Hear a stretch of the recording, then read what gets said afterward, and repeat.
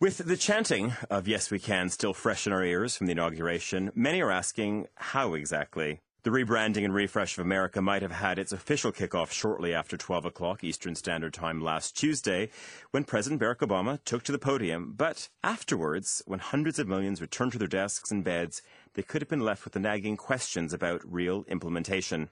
As emerging nations spend considerable chunks of their budgets on promoting their national identities on news channels and in newspapers around the world, does Brand USA need to do the same to attract tourists, drive inward investment, and win friends? Joining me to talk about what needs to be done in Washington is Karl Heiselman, CEO of the global branding agency Wolff Olins. He's on the line from Liverpool. Hello, Karl. Hello, Tyler. I just wanted to start by looking at if you got a call from the State Department, and perhaps you've had a call from the State Department, I'm not quite sure, and they said, look, we need to work on everything. Our embassies, our fortresses, they're not representative at all of the values of America.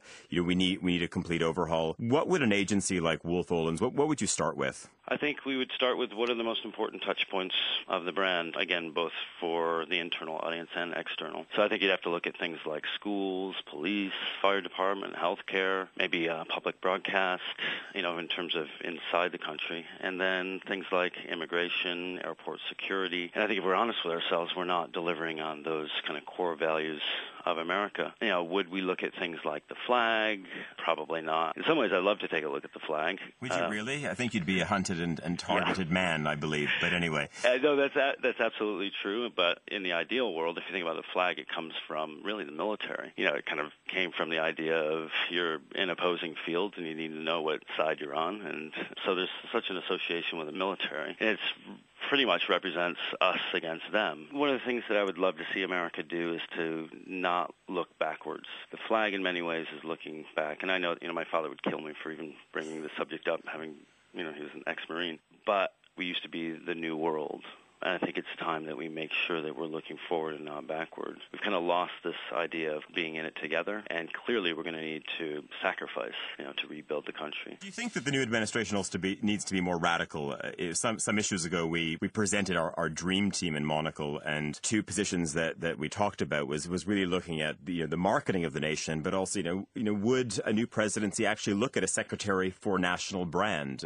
And two names that we brought up, we had Mickey Drexler, because he's been great at transforming things like the Gap, what he's done with J. Crew, and of course we looked at another brand master and a master of innovation being Steve Jobs, though he's out of commission at the moment. Do you think that there also needs to be that kind of bold step? Because you're talking about you have to live up to it. There's a collectivism. It's not going to be one man on his own. Would you like to see a bold step like that, a secretary for brand?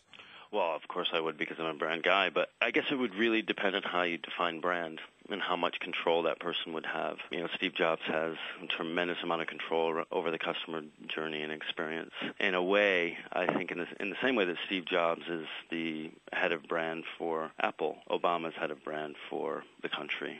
So I think in many ways he needs folks around him who are inventive, who can kind of paint a picture of the future, who can deliver on that. But a brand czar might be a little bit self-serving for, I think, our industry. All right, well, Karl Heiselman of Wolff Olins, we're going to have to leave it there. Thanks for joining us. Thank you, Tom. You're at the Monocle Weekly in London. We're back in a moment.